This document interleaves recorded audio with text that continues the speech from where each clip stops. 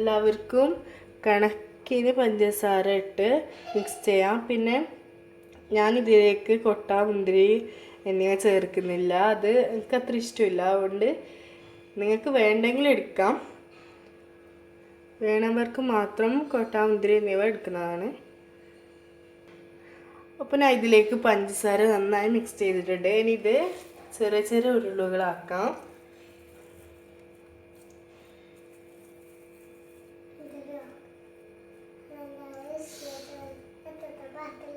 വേണ്ട രീതിയിൽ ഉരുളകളാക്കി എടുക്കാം.